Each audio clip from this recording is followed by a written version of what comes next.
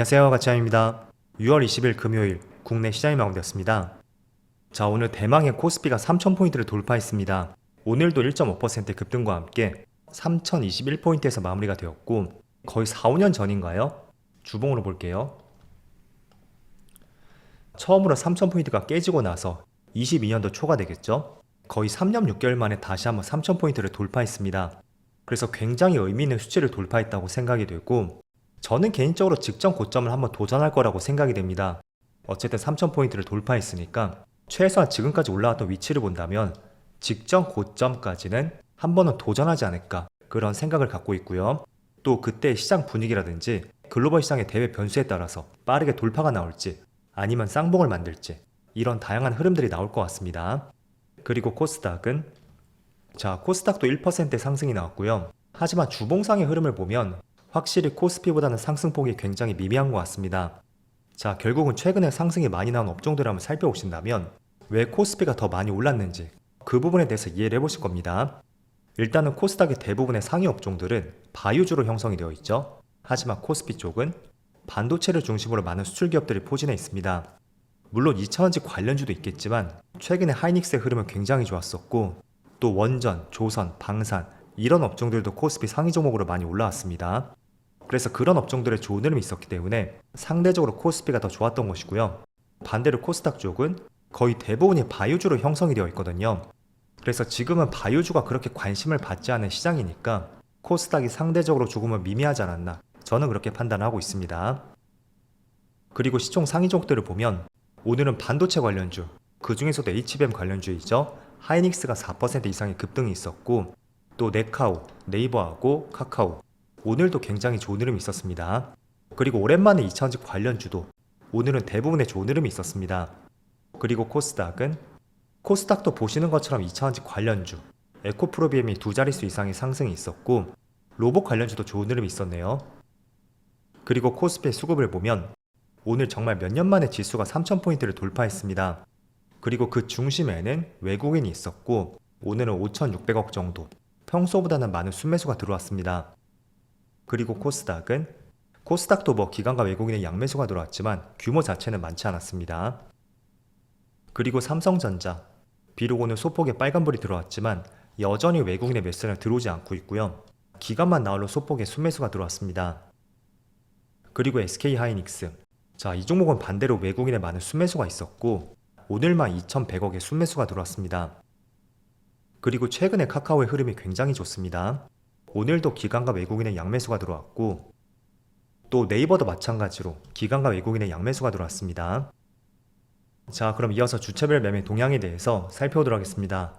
6월 20일 외국인이 가장 많이 매수한 종목은 SK하이닉스, 하나에어로스페이스, LG에너지솔루션, 삼성 SDI, 두산에너빌리티 오랜만에 2차전지 관련주가 두 종목 포함이 되어 있고 또 기관은 네이버, 카카오, 하나에어로스페이스, LG에너지솔루션, 삼성 SDI 기관도 마찬가지로 2차전지 관련주가 두 종목 포함이 되어 있습니다. 이어서 해외 증시를 보겠습니다. 우선 전날의 미국 증시는 휴장이었고요. 바로 아시아권의 시장 흐름을 보면 일본 니케이는 전날과 비슷하게 움직이고 있습니다. 그리고 대만도 조금 빠지고 있지만 이 정도면 전날과 비슷하다고 할 수가 있겠죠. 그리고 중국 증시도 비슷하네요. 그리고 오늘은 국내 증시가 대망의 3000포인트를 돌파했잖아요. 저는 3000포인트를 넘은 시점에서 분명히 시장이 조금은 과열을 접해 있죠. 하지만 조금 더 뻗어가지 않을까 개인적으로 그런 생각을 갖고 있습니다. 자, 우선은 그렇게 생각한 한 가지 이유는 중동발 리스크였죠. 그게 국내 증시의 상승을 많이 제한시키지 않을까 그런 생각과 의견을 말씀드렸습니다. 그래서 조만간 어떤 사건이 발생이 될 것 같은데 그게 오늘부터 해서 주말 사이에 어쩌면 3일 동안의 사건이 발생이 될 수가 있고 그 때문에 시장이 주말 앞둔 시점에서는 한 차례 조정이 나오지 않을까 그런 의견도 전해드렸습니다. 자, 그런데 또 새벽에 나온 기사를 보면 트럼프가 이란의 공격 여부를 2주 내에 결정할 것이라는 다소 유화적인 코멘트가 있었고 또 협상 가능성이 상당히 높아졌다는 그런 의견도 새롭게 제시가 되었습니다. 그래서 공격 여부를 2주 내에 결정한다고 했었으니까 우리가 생각했던 공격 시점 정말로 만약에 공격이 일어난다고 해도 그게 어쩌면 이번 주를 넘길 수도 있겠구나 이런 생각들이 시장에 반영이 되었던 것 같습니다. 그리고 조금 더 나아가서 본다면 공격보다는 협상 가능성이 높아졌구나 이렇게도 시장이 해석을 했던 것 같습니다. 그래서 오늘 코스피가 강하게 3000포인트를 돌파했다고 생각이 되고 그런데 곰곰이 생각해본다면 지금 트럼프의 이러한 입장들, 지난 4월 당시하고 굉장히 비슷한 것 같습니다. 그때도 많은 국가들과의 관세 이슈가 커졌었고 그 때문에 시장이 크게 급락을 했습니다. 물론 그 당시만 하더라도 당장의 관세 인상률이 100% 이상도 가지 않을까, 그런 우려감들이 굉장히 컸었던 시점이었거든요. 하지만 결과적으로 봤을 때는 이런 이슈도 봉합이 되었었죠. 그런 맥락에서 지금 트럼프의 성격을 본다면 이란과의 협상 문제도 지난 4월 관세 이슈처럼 비슷한 예시로서 우리가 한번 접근해 볼 수가 있고, 결국은 당장에 공격하겠다, 그런 압박과 내용들을 선제적으로 먼저 공개하고 그 뒤로는 협상을 통해서 원하는 것을 쟁취하지 않을까, 이런 생각도 한번 해볼 수가 있습니다. 어쨌든 국내 시장도 계속 좋은 흐름을 받기 위해서는 미국과 이란과의 문제, 그게 협상으로 타결이 되는 것이 훨씬 중요합니다. 그래서 어느 때보다 협상 가능성이 커졌으니까 주말 사이에 조금 더 진전된 내용이 나올 수 있는지 그런 부분들 계속 참조해 보시면 좋을 것 같습니다. 자, 그리고 코스피가 거의 4년 만에 3000포인트를 다시 돌파했습니다. 저는 3000포인트를 돌파했다는 것은 굉장히 상징성을 갖고 있다고 생각이 되고요. 지금 시장이 분명히 과열권에 접해 있습니다. 하지만 상징성이라든지 추가적으로 정부정책 기대감, 그리고 만약에 중동발 리스크가 조금만 해결이 된다면 시장을 어둡게 볼 수 있는 재료는 그렇게 많지 않다고 생각이 돼요. 자, 그래서 2020년 하반기처럼 그때도 시장의 과열권에 접해 있었지만 그 과열을 계속 이겨내면서 지속적인 상승이 나왔던 사례가 있었습니다. 물론 굉장히 드문 사례입니다. 지난 5년 내에 있어서 2020년도 하반기, 그때가 유일한 사례였고요. 그 다음이 지금의 사례라고 볼 수 있습니다. 그래서 분명히 조정이 나온다면 또 한편으로는 크게 조정이 나올 수도 있습니다. 그렇지만 과거와 지금의 상황을 비교해서 본다면 20년도 하반기처럼 이런 경우들이 만들어질 가능성도 충분히 있다고 보고 있고, 또 어쨌든 지금 3000포인트를 넘은 시점에서는 저는 추가적으로 새로운 수급도 기대를 해볼 수 있다고 보고 있습니다. 자, 제가 그렇게 말씀을 드리는 이유는 4월 초 당시에서 지금까지 시장이 거의 30% 급등이 나왔습니다. 거의 3달 만에 30% 상승이 나왔죠. 자, 그런데 지금 수급을 보면 25년 4월 1일부터 오늘까지 외국인은 오히려 순매도 포지션으로 잡혀 있습니다. 그리고 기관은 매수로 잡혀 있지만 3조 9천억 정도, 코스피 전체 규모가 3조 9천억 밖에 되지 않습니다. 그리고 이거를 우리가 대선 이후로 한정지어서 보면 6월 4일부터 되겠죠. 외국인은 약 4조 원 정도, 기관은 오히려 순매도로 잡혀 있습니다. 자, 그래서 한번 잘 생각해 보세요. 지수가 한 달 사이에 10% 이상의 급등이 나왔음에도 불구하고 외국인은 4조 원밖에 들어오지 않았고 기관은 오히려 순매도로 잡혀 있다 라는 것은 종합적으로 순매수 규모를 봤을 때 굉장히 적은 수급인 것을 볼 수가 있습니다. 물론 전체 거래대금은 많이 증가했습니다. 하지만 그 안에서 순매수 규모를 따져보면 물론 보는 시각에 따라서는 많다고도 볼 수가 있겠지만 기관 외국인 종합적으로 봤을 때는 그렇게 많지는 않다는 거예요. 그래서 결국은 돌고 돌아서 지금 보시는 삼성전자로 이 종목에 대한 외국인의 집중적인 매수세가 들어오지 않고 있기 때문에 종합적으로 코스피 전체 수급을 보더라도 약 2달 동안의 상승장 치고는 외국인의 수급 자체가 그렇게 많지 않다고 보고 있습니다.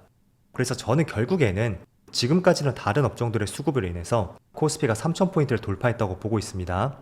하지만 정말로 한 단계 더 점프한다든지 그 이상으로 뚫고 올라가기 위해서는 저는 필히 삼성전자로 외국인의 수급이 들어와야 되고, 그때 비로소 국내 시장이 한 단계 더 점프할 수 있는 기회와 타이밍이 올 거라고 보고 있습니다. 그래서 지금 삼성전자를 보유하실 분들이라면 굉장히 답답해 하실 거예요. 다른 업종들은 3달 사이에 많이 급등이 나왔고 또 신고가도 경신했고 주변에서 많은 수익을 봤다는 분들이 계실 거예요. 하지만 내가 이 종목에 대한 비중이 높다면 굉장히 소외감이 생길 수가 있습니다. 하지만 제가 지난 2020년 당시에도 그렇고 아무리 시장에 급등이 나온다고 해도 우리가 생각했던 것만큼 많은 사람들이 폭발적으로 수익 보기에는 쉽지가 않습니다. 결국에는 우리가 접하는 것은 뉴스 매체라든지 또는 유튜브를 통해서 많이 접할 수가 있겠죠. 그럼 거기에는 소수의 인원만 나올 것이고요. 우리는 그 소수의 인원을 통해서 내 자신과 비교를 할 수밖에 없습니다. 그래서 지난 2020년 당시가 굉장히 떠오르는 시점인데 제가 그때도 경험했던 입장에서 말씀드린다면 결코 주변 사람과 비교를 꼭 하지 않으셨으면 좋겠습니다.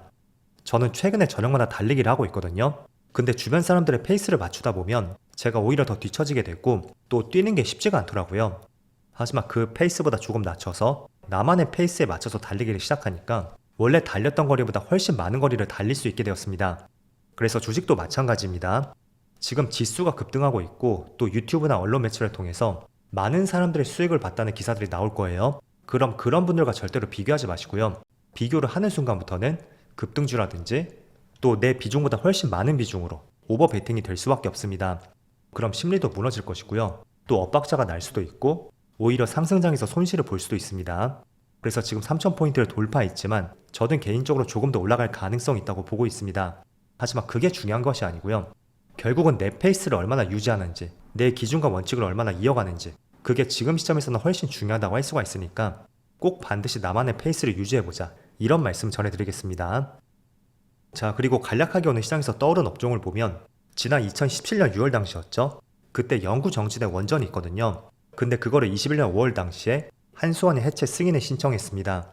그리고 그 결과가 조만간에 나올 것으로 밝혀져 있고, 그 때문에 원전 해체 시장이 커지지 않을까, 이런 기대감으로 원전 해체 관련주들 이쪽에서 한 차례 시세가 분출이 되었습니다.